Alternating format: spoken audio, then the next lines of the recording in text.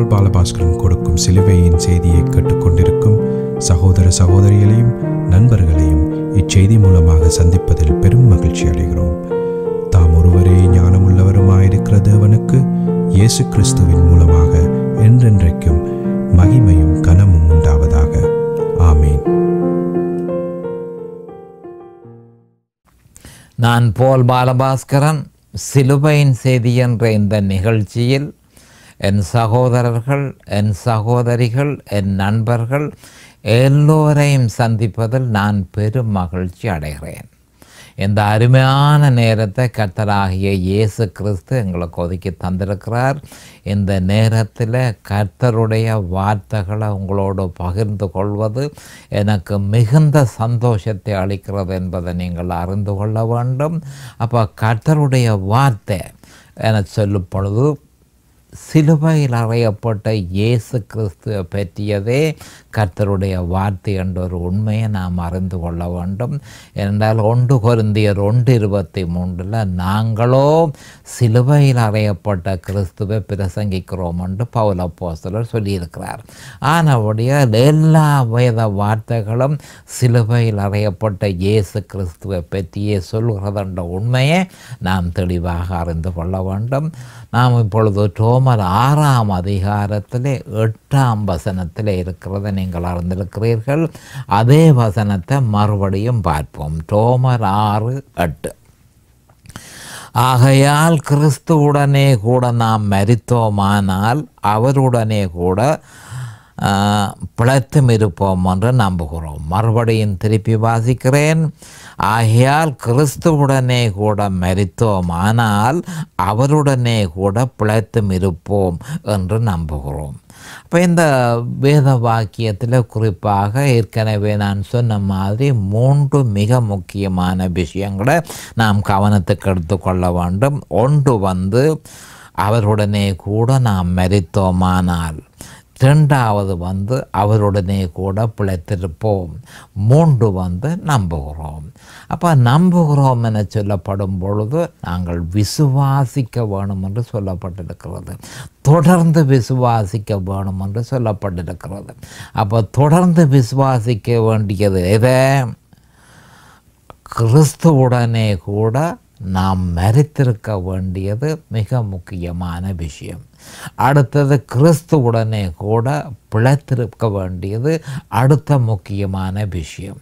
இதனை நாம் தொடர்ச்சியாக விசுவாசிக்க வேணும் என்றுதான் இந்த வேத வாக்கியத்தில் சொல்லப்பட்டிருக்கிறது. இது பற்றி நாம் விவரமாக பார்ப்போம். இப்பொழுது இந்த வேத வாக்கியத்துக்கு நான் கொடுத்த தலையங்கம் கிறிஸ்துவுடனே கூட பிழைத்திருத்தல். அப்போ அந்த வசனத்தை குறிப்பாக ரோமர் 6:8 நான் தெரிந்து கொண்ட தலையங்கம் கிறிஸ்துவுடனே கூட பிழைத்திருத்தல். அந்த தலையங்கத்தின் கீழ்தான் இவ்வளவு காலமும் ரோமர் 6:8 பற்றி நான் உங்களுக்கு பிரசங்கித்து கொண்டிருக்கிறேன் என்பதை நீங்கள் அறிந்து கொள்ள வேண்டும். இப்பொழுது நாங்கள் ஜெபத்திற்கு கடந்து செல்லுவோம். அரிமானங்கள் பிதாவே உமக்கு சோஸ்திரம், பரலோகத்தின் தேவனே உமக்கு சோஸ்திரம். உம்முடைய குமாரன் இயேசு கிறிஸ்துவ பலியாக சிலுவையிலே ஒப்பு கொடுத்து அவருடைய வெளியேறப்பெற்ற இரத்தத்தினால தேவரை நீரங்களை மீட்டுக்கொண்ட கிருபைக்காக உமக்கு கண்டண்டைக்கும் சோஸ்திரம். என் சகோதர சகோதரிகளை தேவரையில் ஆசீர்வதித்து அபிஷேகித்து உம்முடைய வேத வார்த்தைகளை அறிந்து கொள்ளக்கூடிய பாக்கியத்தை அவர்களுக்கு கொடுத்தருள வேணுமென்றும், அதே நேரம் அடியேனையும் அபிஷேகித்து அவர்களுக்கு நிதானமான முறையில் போதிக்க உம்முடைய பரிசுத்த ஆவியானவர் தாமே முன்னின்று போதனை செய்ய வேணும் என்று இயேசு கிறிஸ்துவின் நாமத்தினால் கேட்டுக்கொள்கிறேன் பிதாவே. ஆமேன் and amen and amen. Hallelujah, hallelujah. Thank you Jesus. Praise the Lord, praise the Lord, praise the Lord. அப்போ குறிப்பாக கடந்த செய்தியில் சத்தியம் என்றால் என்ன என்று நான் உங்களுக்கு பிரசங்கித்து கொண்டிருந்தேன். அப்போ சத்தியம் என்று சொல்லும் பொழுது இயேசு கிறிஸ்து தான் சத்தியம். இயேசு கிறிஸ்து சிலுவையில் செய்து முடித்தது தான் சத்தியம். அதுவே சத்தியம் என்பதை நாம் தெளிவாக அறிந்து கொள்ள வேண்டும். அப்போ அந்த சத்தியத்தை அறிகிறதுனால தான் நீங்கள் விடுதலை அடைவீர்கள் என்று நான் உங்களுக்கு சொல்லியிருந்தேன். அந்த சத்தியம்தான் விசுவாசம். அப்போ இயேசு கிறிஸ்துவும் அவர் சிலுவையில் செய்து முடித்ததும் தான் விசுவாசம் என்பதை நாம் அறிந்து கொள்ள வேண்டும். அப்போ இது பற்றி தெளிவாக நாங்கள் ஒரு முக்கியமான ஒரு விஷயம் எங்களுக்கு படம் பிடித்து காட்டப்பட்டிருக்கிறது. 4ஆம் அதிகாரம், ஆதியாகமம் 4ஆம் அதிகாரத்தில் நடந்த சம்பவம் எங்களுக்கு படம் பிடித்து காட்டப்பட்டிருக்கிறது. நாம் எதனை விசுவாசிக்க வேண்டும் என்ற விவரம் அங்கு கொடுக்கப்பட்டிருக்கிறது. அப்போ ஆவேல் 4ஆம் அதிகாரத்தில், ஆதியாகமம் 4ஆம் அதிகாரத்தில் அடிக்கப்பட்ட ஆட்டுக்குட்டியை அவன் பலியாக கொடுத்தான் என நாங்கள் அறிந்திருக்கிறோம். அப்போ அவன் கொடுக்கப்பட்ட அந்த பலியை, ஆவேலினால் கொடுக்கப்பட்ட பலி தேவனாலே அங்கீகரிக்கப்பட்டது என்பதை நாம் அறிந்து கொள்ள வேண்டும். அதே மாதிரி ஆவேல் பலி கொடுத்தபடியினால் காயீனும் தானும் பலி கொடுக்க வழிகிட்டான். அதை அடிக்கப்பட்ட ஆட்டுக்குட்டி அவன் கொடுக்கவில்லை. அதற்கு பதிலாக தன்னுடைய கைகளின் பிரயாசத்தினால் உண்டான கனிகளை பலியாக கொடுத்தான். அதனை தேவன் முற்றும் முழுதுமாக நிராகரித்தார். கவனமாக கேட்டுக்கொள்ளுங்கள். விசுவாசிக்க வேண்டியது என்ன, எது சத்தியம், எது சத்தியம் அல்ல என்பது இங்கு தெளிவாக சொல்லப்பட்டிருக்கிறது. ஆவேல் அடிக்கப்பட்ட ஆட்டுக்குட்டியை பலியாக கொடுத்தான். அது தேவனாலே அங்கீகரிக்கப்பட்டது. ஆனால் காயீன் அடிக்கப்பட்ட ஆட்டுக்குட்டியை பலியாக கொடுக்காமல் தன்னுடைய கைகளின் பிரயாசத்தினால் உண்டான கனிகளை பலியாக கொடுத்தான். தேவன் அதனை முற்றும் முழுதுமாக நிராகரித்தார் என்று சொல்லப்பட்டிருக்கிறது. ஆவேலினால் கொடுக்கப்பட்ட பலி அது சத்தியம், மற்றது காயினால் கொடுக்கப்பட்டது சத்தியம் அல்ல என்பதை. ஏன் சத்தியம் அல்ல? ஆவேல் கொடுத்தது சத்தியம். ஆவேல் கொடுத்தது தேவனாலே ஏற்றுக்கொள்ளப்பட்டது. காயின் கொடுத்தது தேவனாலே ஏற்றுக்கொள்ளப்படவில்லை. ஆனபடியால் இங்கு காயினும் ஆவேலும் ஆகிய இரு மனிதர்களை நாங்கள் காணக்கூடியதாக இருக்கிறது. அப்போ இந்த இரு மனிதர்களையும் உலகத்தில் உள்ள மதத்தை பின்பற்றுகிற மனுஷரையும் விசுவாசத்தை பின்பற்றுகிற உண்மையான மனுஷரையும் இந்த 2 மனுஷர்களும் பிரதிநிதிப்படுத்துகிறார்கள். கவனமாக கேட்டுக்கொள்ளுங்கள்.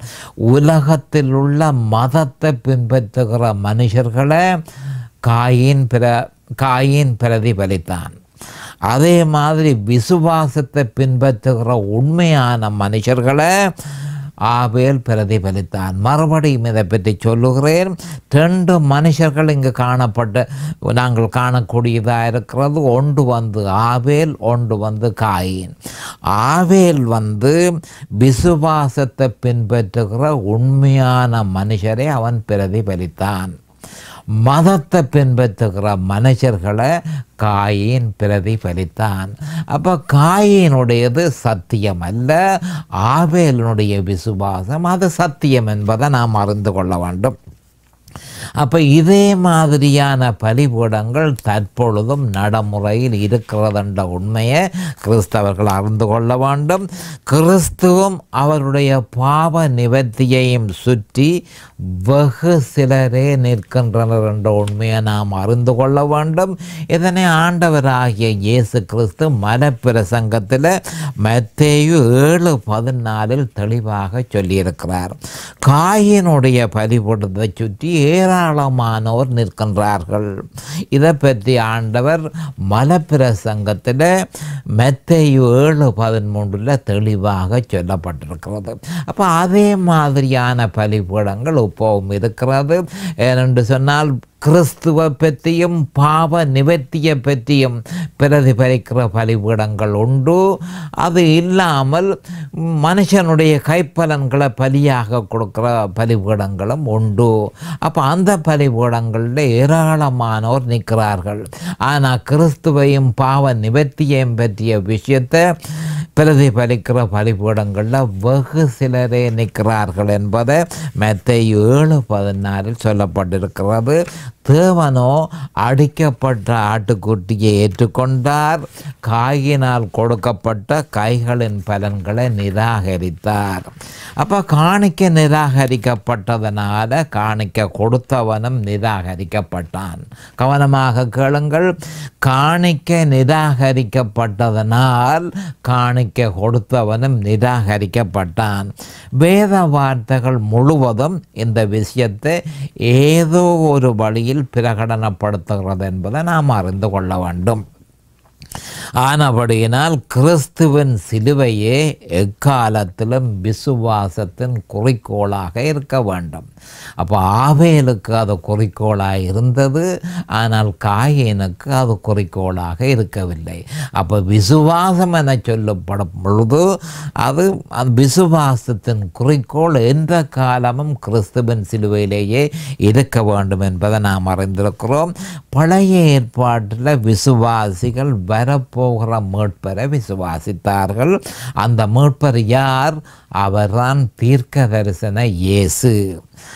அப்போ இப்பொழுது கிறிஸ்து வந்த பிறகு சிலுவையிலே எல்லாவற்றையும் செய்து முடித்ததன் பின்பு நாம் இப்பொழுது கிறிஸ்து சிலுவையில் செய்து முடித்ததையே நாங்கள் விசுவாசிக்கிறோம். அப்போ பழைய ஏற்பாட்டில் வரப்போகிற கிறிஸ்துவை அவர்கள் விசுவாசித்தார்கள். அது தீர்க்க தரிசன இயேசு. புதிய ஏற்பாட்டில் வந்த இயேசு கிறிஸ்துவை நாம் எல்லோரும் விசுவாசிக்கிறோம். அது சரித்திர இயேசு என்று நாம் அறிந்து கொள்ள வேணும். ஏனென்றால் முடிந்த விஷயம் சிலுவையிலே அவர் செய்தது என்ன, அதை நோக்கி பார்க்கிறோமே தவிர வேறு அவர்கள் மாதிரி பழைய ஏற்பாட்டில் நடந்த மாதிரி நாங்கள் இப்போ பார்ப்பதில்லை. அப்போ ரட்சிப்பு எந்த காலமும் கிறிஸ்துவினாலேயே சாத்தியமாகிறது, கிறிஸ்துவின் சிலுவையினாலேயே சாத்தியமாகிறது. பழைய ஏற்பாட்டுக்காரர்கள் எதை விசுவாசித்தார்கள்? கிறிஸ்துவின் சிலுவையை. புதிய ஏற்பாட்டுக்காரர்கள் எதனை விசுவாசித்தார்கள்? கிறிஸ்துவின் சிலுவையை. ஆனபடியால் ரட்சிப்பு எந்த காலத்திலும் கிறிஸ்துவின் சிலுவையை என்பதை நாம் தெளிவாக அறிந்து கொள்ள வேண்டும். தேவன் ரட்சிப்புக்கு 3-4 வழிகளை வைத்திருக்கவில்லை, ஒரே ஒரு வழியையே நியமித்திருக்கிறார் என்பதை நாம் அறிந்து கொள்ள வேண்டும். அந்த வழி சிலுவையில் அறையப்பட்ட இயேசு கிறிஸ்துவே. மறுபடியும் சொல்கிறேன், தேவன் ஒரே ஒரு வழியையே ரட்சிப்புக்கு வைத்திருக்கிறார். அந்த வழி சிலுவையில் அறையப்பட்ட இயேசு கிறிஸ்துவே. 1 கொரிந்தியர் 2:2 விவரமாக சொல்லப்பட்டிருக்கிறது. அப்போ விசுவாசி தன்னுடைய மனதில் எல்லா விதமான கிரியைகளை விட்டு அவன் விலக வேண்டும். அவன் தன்னுடைய விசுவாசத்தை கிறிஸ்துவிலும் அவர் சிலுவையில் நிறைவேற்றியதிலும் நங்கூரமிட வேண்டும். அப்போ எந்த காலத்திலும் அசைக்க முடியாதபடிக்கு தன்னுடைய விசுவாசத்தை அவரிலும் அவர் சிலுவையில் நிறைவேற்றியதிலும் வைத்திருக்க வேண்டும்.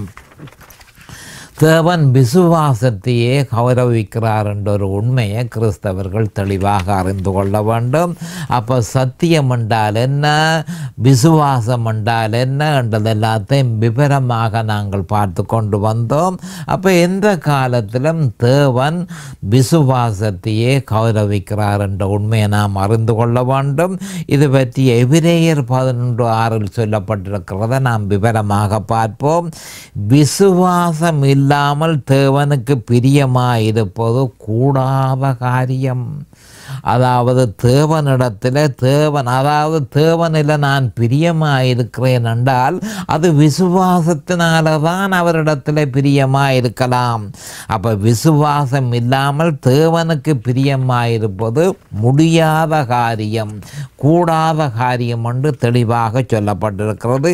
ஏனென்றால் தேவனிடத்தில் சேருகிறவன் அவர் உண்டென்றும் அவர் தம்மை தேடுகிறவர்களுக்கு பலன் அளிக்கிறவர் என்றும் விசுவாசிக்கிறோம். விசுவாசிக்க வேண்டும். இது ஒரு மிக முக்கியமான ஒரு விஷயம். எபிரேயர் 11:6 சொல்லப்பட்டிருக்கிறது. ஆனால் அந்த விசுவாசம் எப்பொழுதும் கிறிஸ்துவில் இருக்க வேணும், அவர் சிலுவையில் நிறைவேற்றியதில் இருக்க வேண்டும். அப்போ விசுவாசம் சபையில் இருக்கக்கூடாது, ஒரு குறிக்கப்பட்ட போதகரில் இருக்கக்கூடாது, ஒரு விருப்பமான உபதேசத்தில் இருக்கக்கூடாது, நற்கிரியைகளில் இருக்கக்கூடாது.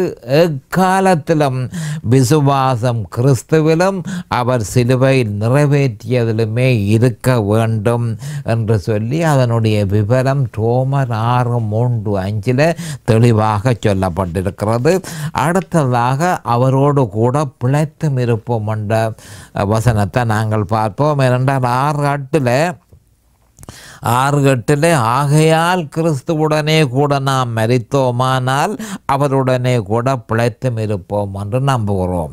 அப்போ கிறிஸ்துவுடனே கூட நாம் மரித்தோமானால் என்றால் அந்த மரணம் எப்படி சம்பவித்தது, சத்தியம் என்றால் என்ன, விசுவாசம் என்றால் என்ன என்ற விவரங்கள் எல்லாவற்றையும் நாங்கள் பார்த்தோம். இப்பொழுது அவருடனே மரித்தோமானால் அவருடனே கூட பிழைத்திருப்போம் என்ற விவரத்தை பார்ப்போம். அப்போ ரோமர் 6ஆம் அதிகாரத்தில் அநேகமான வேத வாக்கியங்கள் முன்பு நான் கூறினது போல கிறிஸ்துவனுடைய மரணத்தை பற்றியும் நாம் அவரில் மரிப்பதை பற்றியும் பிரகடனப்படுத்துகிறோம். மறுபடியும் சொல்ல விரும்புகிறேன், ஏராளமான, அதாவது ரோமர் 6ஆம் அதிகாரத்தில் இருக்கிற அநேகமான வேத வாக்கியங்கள் கிறிஸ்துவனுடைய மரணத்தை பற்றி பிரகடனப்படுத்துகிறது. அதே நேரம் நாம் அவரில் மரிப்பதை பற்றியும் பிரகடனப்படுத்துகிறது. அது மிகவும் முக்கியமான ஒரு விஷயம். ஆயினும் இந்த வேத வாக்கியம் அவருடனே கூட பிழைத்திருப்போம் என்பதை பற்றி குறிப்பாக பிரகடனப்படுத்தி இருக்கிறது. அது என்னவென்றால் அவருடைய மரணம் உண்மையில் நம்முடைய மரணம் என்று நாம் அறிந்து கொள்ள வேண்டும். அந்த மரணம் ஜீவனை கொண்டு வருகிறது, இயற்கைக்கு அப்பாற்பட்ட ஜீவனை கொண்டு வருகிறது, உயிர்த்தெழுந்த வாழ்க்கையை கொண்டு வருகிறது, அல்லது ஆச்சரியமும் அற்புதமும் கற்பனைக்கு அப்பாற்பட்ட மகத்துவத்தையும் கொண்டு வருகிறது என்பதை நாம் அறிந்து கொள்ள வேண்டும். அப்போ இயேசு கிறிஸ்துவனுடைய மரணம் ஜீவனை கொண்டு வருகிறது, இயற்கைக்கு அப்பாற்பட்ட ஜீவனை கொண்டு வருகிறது, உயிர்த்தெழுந்த வாழ்க்கையை கொண்டு வருகிறது, மகத்துவத்தையும் நமக்கு கொண்டு வருகிறது. இதனையே நம்முடைய ஆண்டவராகிய இயேசு கிறிஸ்து யோவான் 10:10 சொல்லியிருக்கிறார். ஒவ்வொரு மனுஷனுக்கும் அவர் சொல்லியிருக்கிறது என்னென்றால், திருடன் திருடவும் கொல்லவும் அழிக்கவும் வருகிறானே அன்றி வேறொன்றுக்கும் வரான், நானோ அவர்களுக்கு ஜீவன் உண்டாயிருக்கவும் அது பரிபூரணப்படவும் வந்தேன் என்று சொல்லப்பட்டிருக்கிறது. அப்போ இந்த 8:10 பிழைத்திருக்கிறோம், அவருடனே கூட பிழைத்திருக்கிறோம் என்று சொன்னால் அதனுடைய அர்த்தம் என்ன? அதாவது உயிர்த்தெழுந்த வாழ்க்கையை நாம் அனுபவிக்கிறோம். அந்த உயிர்த்தெழுந்த வாழ்க்கையை பற்றித்தான் இங்கு நானோ அவைகளுக்கு ஜீவன் உண்டாயிருக்கவும் அது பரிபூரணப்படவும் வந்தேன். அப்போ பரிபூரணமான வாழ்க்கை, அந்த உயிர்த்தெழுந்த வாழ்க்கையை கொடுப்பதற்கே நான் வந்தேன் என்று நம்முடைய ஆண்டவர் சொல்லியிருக்கிறார். அதை வேண்டாமென்று ஒரு மனுஷன் சொல்லுவானா இருந்தால் அவன் திருடனால, சாத்தானால அவன் திருடப்படுவான், கொல்லப்படுவான், அழிக்கப்படுவான் என்று சொல்லி யோவான் 10:10 நிரூபிக்கப்பட்டிருக்கிறது. அப்போ இதன் ஆவிக்குரிய பொருளை நாம் விவரமாக பார்ப்போம். திருடன் திருடவும் கொல்லவும் அழிக்கவும் வருகிறானே அன்று வேறொன்றுக்கும் வரான். அப்போ சாத்தானை பற்றி இங்கே திருடன் என்று சொல்லும் பொழுது சாத்தானை பற்றி இங்கு சொல்லப்பட்டிருக்கிறது. அப்போ ரட்சிப்புக்கு பொய்யான வழிகளை ஏறெடுப்போரை பற்றி இங்கு சொல்லப்பட்டிருக்கிறது என்பதை நாம் அறிந்து கொள்ள வேண்டும். சாத்தானை பற்றி சொல்லப்பட்டிருக்கிறது. ரட்சிப்புக்கு தேவனாலே ஏற்படுத்தப்பட்ட வழியை விட்டு வேறொரு வழியை பின்பற்றுகிற மனுஷர்களையே இங்கு திருடன் என்று சொல்லப்பட்டிருக்கிறது.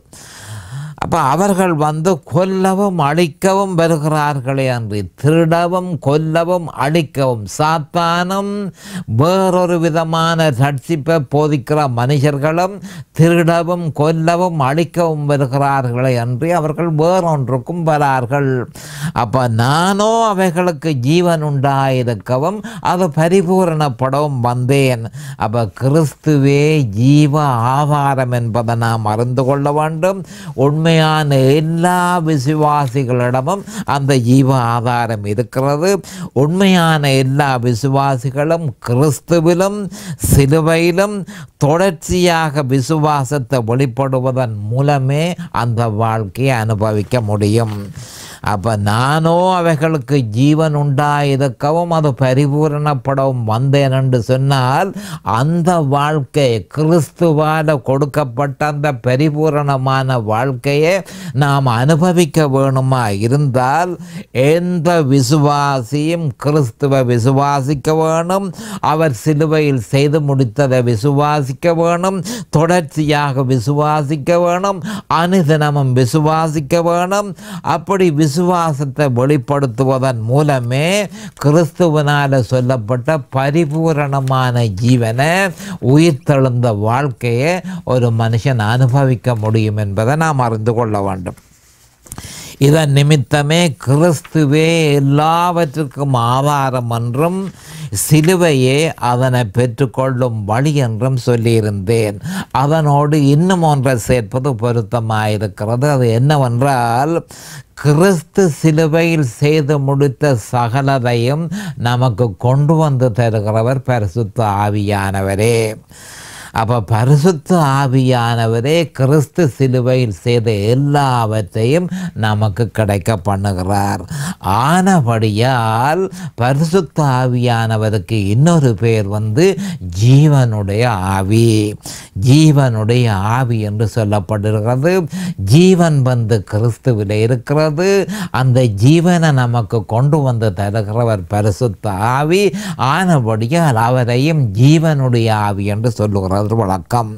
அப்போ இந்த விசுவாசத்தில் நிலைத்திருப்பதன் மூலம்தான் இதை முற்று முழுதுமாக நாம் பெற்றுக்கொள்ள முடியும் என்பதை நாம் அறிந்திருக்க வேண்டும். அப்போ இதில் ஒரு முக்கியமான விஷயம், அநேகமான கிறிஸ்தவர்களுக்கு குழப்பமாக இருக்கிற ஒரு விஷயத்தை பார்ப்போம்.